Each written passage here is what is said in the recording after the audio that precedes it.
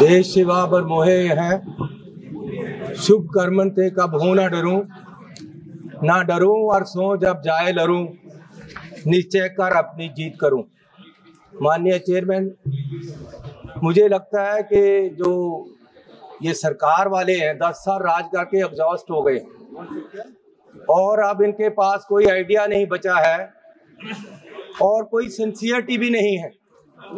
कितनी महत्वपूर्ण चर्चा देश के बजट पे हो रही है और जब से चर्चा शुरू हुई है मैं देख रहा हूं ना प्रधानमंत्री जी, ना होम मिनिस्टर, ना फाइनेंस मिनिस्टर। आप उस तरफ देखो, वो खाली कुर्सियों को देखो, ये खाली कुर्सियों को देखो। मंत्री जी बैठे हुए आसपास में, ये खाली कुर्सियों को देखो। मंत्री बैठे हुए हैं, ये उनका इंतजार कर रही है कि कहाँ है हमारा फाइनेंस मिनिस्टर। ये सिंसियरिटी है इनकी मैडम, ये बैठे हुए हैं। आप लोग थोड़ा सा शांति बना के रखिए। माननीय सदस्य बोल रहे हैं। कहाँ है इनके मेंबर, कहाँ है प्राइम मिनिस्टर, कहाँ है होम मिनिस्टर, माननीय सदस्य बजट पर चर्चा करिए। वित्त मंत्री जिन्होंने बजट पेश किया और उनको हमने बताना है कि बजट में क्या नहीं दिया आपने और क्या दिया। ये सिंसियरिटी है। देश पूछ रहा है, हमारे सब लोग पूछ रहे हैं कि आपकी सरकार की सिंसियरिटी क्या है। स्पीकर साहब, माननीय चेयरमैन जी, मैं जब जीत कर आया सबसे पहले मैंने माननीय श्री अंबेडकर साहब की मूर्ति पे नमन करना चाहा। मैं वहां गया तो वहां मूर्ति नहीं है, वहां से उठाकर पीछे कर दी गई कहीं। लेकिन ये लोग समझ ले कि ये मूर्ति पीछे कर सकते हैं अंबेडकर साहब की, उनकी सोच पीछे नहीं कर सकते। ये उनकी सोच को मार नहीं सकते और उनको इस संविधान जो उन्होंने दिया है उसको बदल नहीं सकते। लोगों ने बता दिया इनको कि आप संविधान नहीं बदल सकते, पूरी मेजॉरिटी नहीं दी इसीलिए इनको। और इसलिए मैं ऐसा चाहूं राज में जहां मिले सभी को अन्न, छोट बड़ो सब सम बसे, रविदास रहे प्रसन्न। माननीय चेयरमैन जी, 22 तारीख को बजट पेश हुआ। मुझे बड़ी खुशी थी कि बजट में जा रहे हैं। पहली बार आया हूं सदन में। जलंधर के लोगों का धन्यवाद है जिन्होंने मुझे यहाँ खड़ा किया ले आकर, उन वोटरों का धन्यवाद है।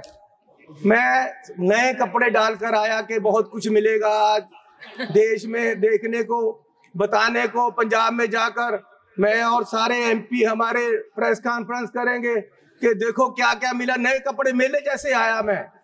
लेकिन यहाँ आकर खोदा पहाड़, लिकड़ा चूहा भी नहीं, कुछ नहीं मिला हमें। पूरा मतरई माँ वाला सलूक किया गया हमारे साथ। फेयर डिस्ट्रीब्यूशन ऑफ फंड्स नहीं हुआ। ये सरकार हर नागरिक को बराबर नहीं देख रही है। चश्मा राजनीति वाला लगाया हुआ है, राजनीतिक चश्मे से देखा गया है। अपनी सरकार बचाने का फिक्र है, कुर्सी को पकड़े हुए हैं।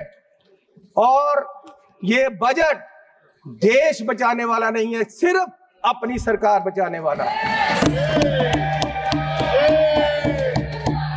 पंजाब में जो बाढ़ आई इनको दिखी नहीं। गरीब लोग जो मनरेगा में काम करते हैं, जिनको कांग्रेस की सरकार, मनमोहन सिंह जी सरकार ने गारंटी दी थी 100 दिन की, ये 100 से 101 भी नहीं कर सके, 200 नहीं कर सके। ये उनकी 400 दिहाड़ी, उनका जो वेज है वो बढ़ा नहीं सके। गरीब की कोई सुनवाई नहीं। इस बजट में पंजाब के लिए कुछ नहीं दिया गया। जलंधर इंडस्ट्री पंजाब की डूब रही है, जलंधर में लेदर इंडस्ट्री है, जलंधर में स्पोर्ट्स इंडस्ट्री है, वो डूब रही है। कुछ उसके लिए नहीं किया, हेल्थ के लिए कोई हॉस्पिटल नहीं दिया। स्मार्ट सिटी जलंधर डिक्लेयर किया हुआ है, वहां पानी गंदा आ रहा है, सड़कें खराब हैं, रेलवे अंडरब्रिज की बात नहीं की। नशा, अभी राजा वड़िंग जी ने बोला नशा इतना फैल गया पंजाब में, लेकिन सुनवाई कोई नहीं।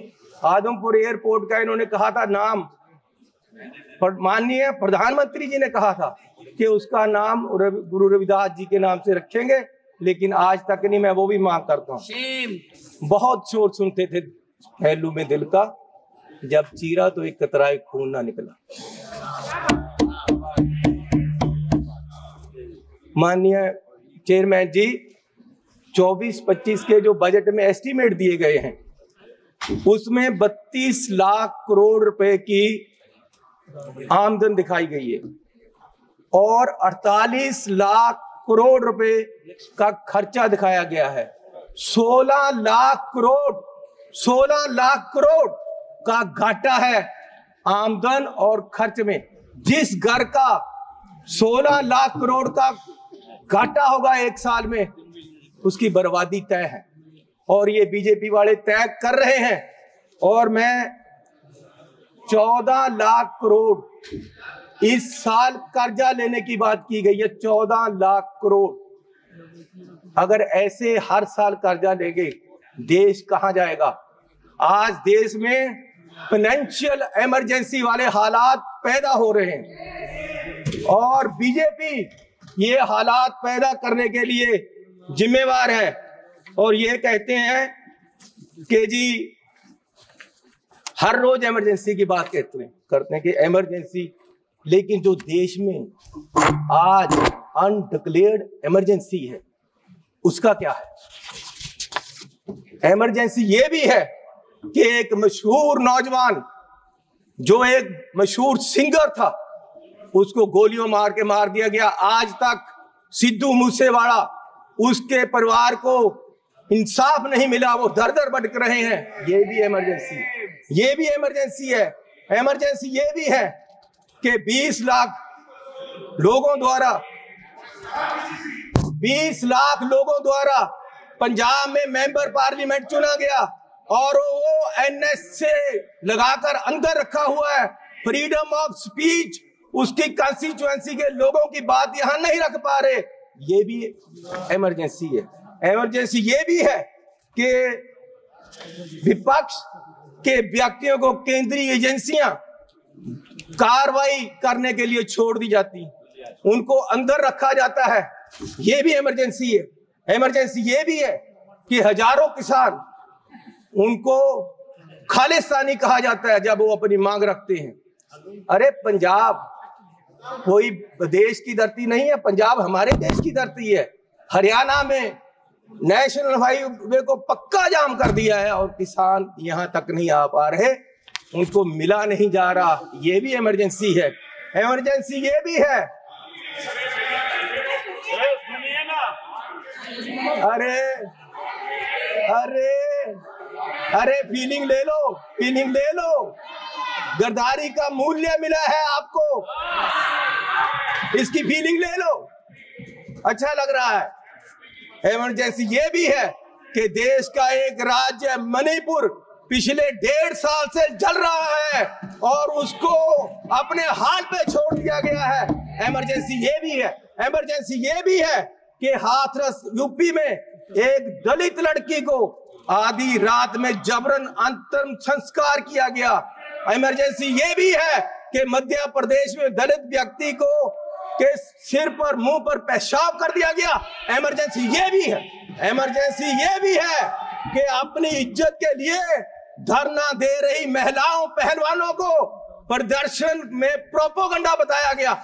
इमरजेंसी ये भी है। इमरजेंसी ये भी है कि कोई पत्रकार सवाल करे तो उसको जेल में डाल दिया जाता है। इमरजेंसी ये भी है। इमरजेंसी ये भी है कि अपनी शिक्षा के लिए उतरे छात्रों को देश द्रोही बताया गया। इमरजेंसी ये भी है। किस इमरजेंसी की बात कर रहे हैं? सुन लो भैया, सुन लो, सुन लो। माननीय चेयरमैन जी, मैं पंजाब के एक गरीब परिवार से आता हूँ।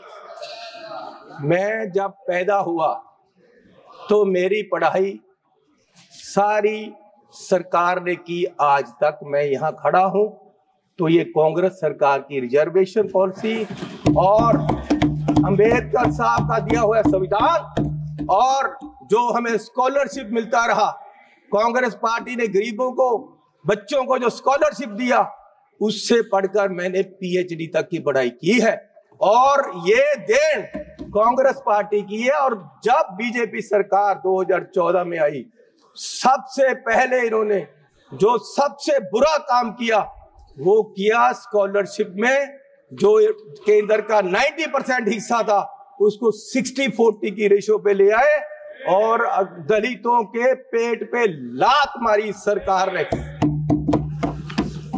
और आज भी फर्स्ट क्लास से लेकर 8th क्लास तक के स्कॉलरशिप जो गरीब लोगों के बच्चों को मिलते थे वो बंद कर दिए गए हैं इस सरकार द्वारा। ये दलितों के पेट पर लात मार रहे हैं। और मिनॉरिटी के भी फर्स्ट क्लास से 8th क्लास तक के स्कॉलरशिप इस सरकार के द्वारा बंद कर दिए गए। जब ये सरकार बनी 2014 में तो प्रधानमंत्री जी ने 2 मापदंड देश के सामने देश की इकोनॉमी को देखने के लिए रखे। एक रखा डॉलर की कीमत, दूसरा रखा पेट्रोल और डीजल की कीमत।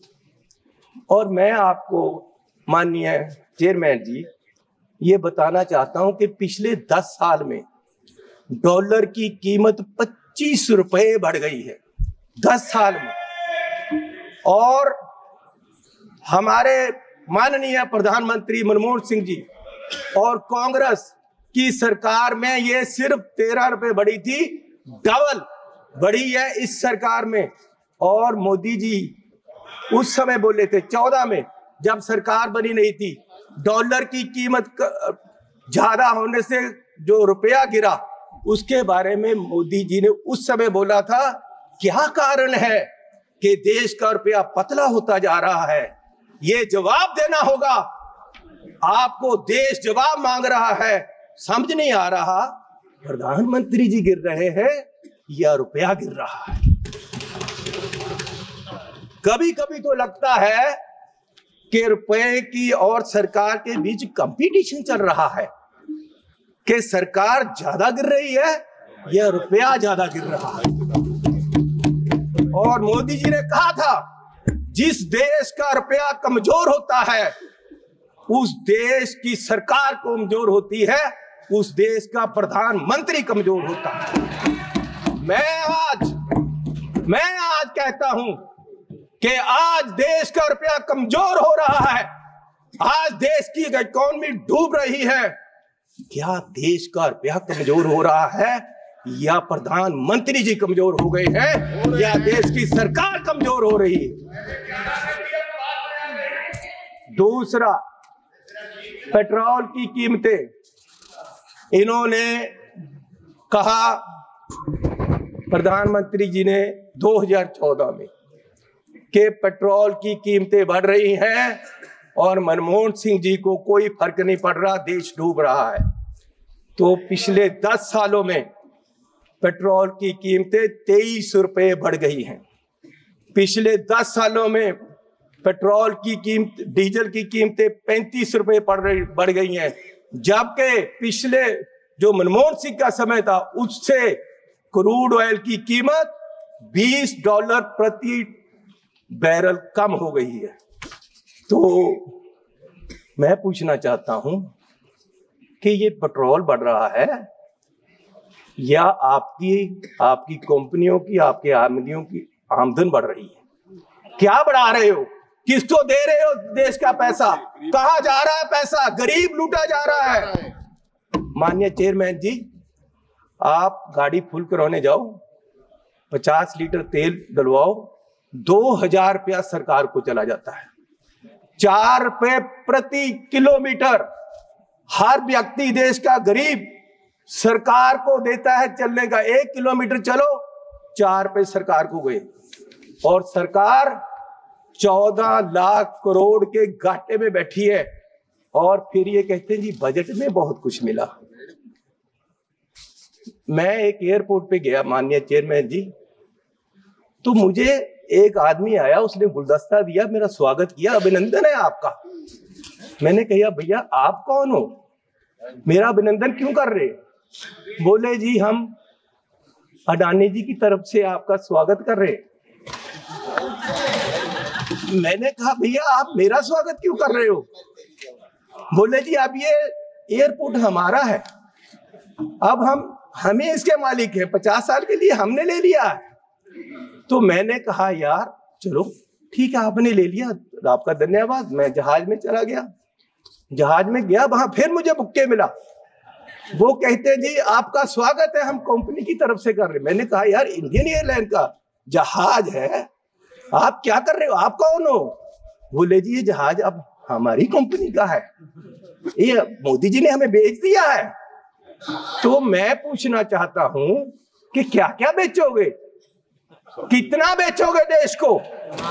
मैं 7 एयरपोर्ट पे गया, मैं 7 एयरपोर्ट पे गया, जिनमें लखनऊ, अहमदाबाद, मैंगलोर, जयपुर, गुवाहाटी, त्रिवेंद्रम, मुंबई, ये 7 के 7 एयरपोर्ट अडानी जी की है। 50 साल के लिए उनको दे दिए गए हैं, उनका जो पुत्र है उसकी शादी में गिफ्ट कर दिए गए हैं, और हजारों करोड़ रुपए शादी पे लगा। मेरे लड़के की शादी गुरुद्वारा में हुई। सुनो सुनो सुनो, माननीय चेयरमैन जी, मेरे लड़के की शादी गुरुद्वारे में हुई। आज तक पुलिस पूछ रही है कि लंगर में क्या क्या पका था, दाल कितनी लगी थी, और जो लंगर बनाने वाला उसको कितने पैसे दिए गए। आज तक 2 साल से पुलिस पूछ रही है मुझे, और इस शादी में हजारों करोड़ रुपया लगा है, और प्रधान जी बुके लेकर जा रहे हैं, प्रधानमंत्री जी, और उनका स्वागत कर रहे हैं। गरीब को लूटा जा रहा है, गरीब के पास खाने के लिए पैसा नहीं है, और प्रधानमंत्री जी वहां बुके लेकर हजारों करोड़ की शादी में जा रहे। कोई बात नहीं, क्या क्या बेचोगे? सारे एयरपोर्ट, जहाज बेच दिए। आप देश की संपत्ति के कस्टोडियन हो, मालिक नहीं हो। आप इसको बेचने की गलती मत करो, देश बर्बाद करने की मत करो। आप अपने आप को स्टेट्समैन बोलते हो, आप अपने आप को देश के बहुत बड़े खैर ख्वाह बोलते हो, और देश को बेच रहे हो। गरीब आदमी कहां जाएगा एक दिन? प्रधान सेवक जो हार समझकर पहना था गला अपना सजाने को, वो नाग बनकर बैठे हैं गला काट खाने को। माननीय चेयरमैन जी, ईस्ट इंडिया कंपनी आई, उन्होंने पहले व्यापार पे कब्जा किया, ईस्ट इंडिया कंपनी ने, और व्यापार के माध्यम से देश की सतह पे कब्जा कर लिया। इनमें और अंग्रेजों में कोई फर्क नहीं, सिर्फ कलर का फर्क है। ये भी पहले सतह पे काबज हुए, और फिर सतह के माध्यम से आज ये देश की राजनीति के माध्यम से पूरे देश के व्यापार पे अपने आदमियों का कब्जा करा रहे हैं। और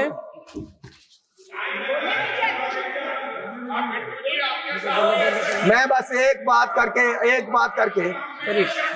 बोलिए माननीय चेयरमैन जी,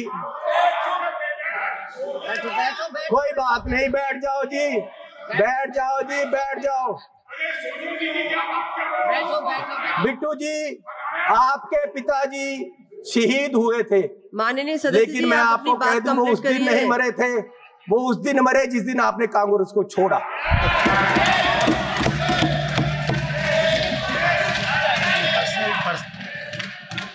आज देश राहुल गांधी जी की तरफ देख रहा है। मैं आग्रह कर रही हूँ, माननीय चेयरमैन जी, आप वो मुझे तंग कर रहे हैं जी, उनको बोलो बैठे। उनको बुलाइए। वो पंजाब से आए थे, इसका मतलब ये नहीं कि मुझे तंग करते रहे। माननीय सदस्य सुनील माननीय चेयरमैन जी, मैं चेयरमैन आपसे साहब, निवेदन करना चेयरमैन चाहता साहब, हूँ कि इन्होंने आप मेरा नाम लिया। मेरे दादाजी सरदार बेअंत सिंह जी, उन्होंने कुर्बानी देश के लिए दी, कांग्रेस के लिए नहीं दी, देश के लिए दी। और ये इस चन्नी की बैठो। ये अपनी जायदाद पूछे इनको, ये आप गरीबी की बात कर रहे हैं। अगर सारे पंजाब से सबसे अमीर आदमी ये ना हो और सबसे करप्ट ना हो, मैं अपना नाम बदल दूंगा। हजारों करोड़ का मालिक ये चरणजीत चन्नी है। और ये गोरा किसको कह रहे हैं? माननीय सदस्य सोनिया गांधी जी, वो कहाँ के हैं ये पहले बताएं भाई। सोनिया गांधी जी कहाँ के हैं? ये सबसे मीटू में, ये सारे केसों में ये सबसे करप्ट है।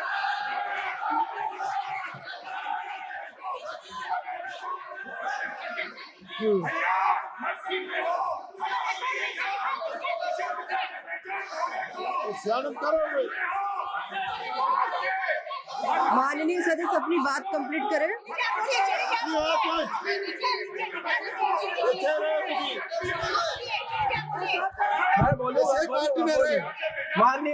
माननीय चेयरमैन जी, आपका धन्यवाद। माननीय चेयरमैन जी, बैठो राजा। अरे बोलूंगा। उसको बिठाओ, अपने आदमी बिठाओ। माननीय चेयरमैन जी, मैं लास्ट बात करके बैठ जाना है और मैं सिर्फ ये बात करना चाहता हूं कि आज, अरे सुनो भैया,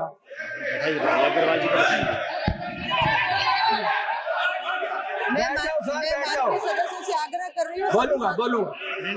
माननीय चेयरमैन जी,